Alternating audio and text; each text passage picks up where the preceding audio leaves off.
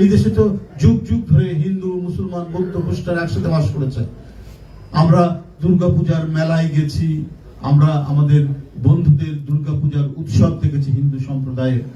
কোনোদিন তো আমরা কেউ কারো প্রতি বিদ্বেষ পোষণ করিনি, কেউ কখনোই আমরা একে অপরের প্রতি কোন ধরনের হিংসা প্রতিহিংসায় ভুগিনি।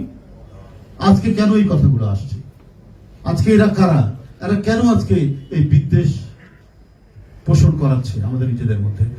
বিশেষ করে আমাদের জন্মের পরে তো আমরা কোনো সাম্প্রদায়িক সংঘাত এবং সাম্প্রদায়িক হিংসা প্রতিহিংসা আমরা দেখি।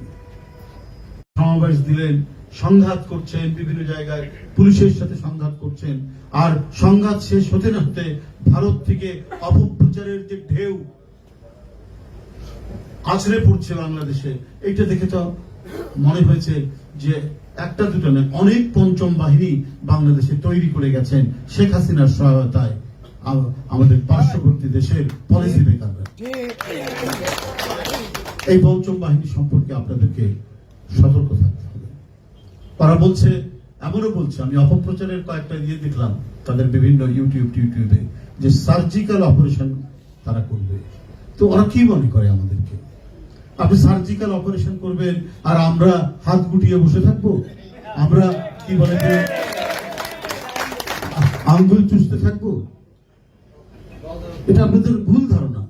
আপনারা ভারতীয় যে স্বাধীনতা সংগ্রাম, ওটা ছিল স্বাধীনতা সংগ্রাম 1947 সালে। সেখানেও হিন্দু মুসলমান সবাই একসাথে এই উপমহাদেশের স্বাধীনতা আন্দোলনের জন্য লড়াই করেছে। কিন্তু ভারতের একটি যুদ্ধের মধ্যে দিয়ে তারা স্বাধীনতা লাভ করেনি। যুদ্ধের মধ্যে দিয়ে স্বাধীনতা লাভ করেছে আমরা। এই জাতির একটি যুদ্ধ দেখার এবং একটি যুদ্ধের মধ্যে দিয়ে কিভাবে স্বাধীনতা লাভ করতে হয় সেই অভিজ্ঞতা তো এই জাতির আছে, আপনাদের নাই। তাহলে আপনারা এই কথা কেন বলছেন? আপনারা কি বলে আমাদেরকে নাকি চিকিৎসা দিতে নিষেধ করেছেন। একজন ডাক্তার কি বলেছে, সেখানকার একজন বিরোধী দলীয় নেতা পশ্চিমবাংলা, তাকে অত্যন্ত তারা ধন্যবাদ জানাচ্ছেন, সাবাস দিচ্ছেন যে বাংলাদেশে যা ঘটছে তার এই জন্য আমি বাংলাদেশের কোন রোগী আসতে তাকে দেখব না। অদ্ভুত ব্যাপার।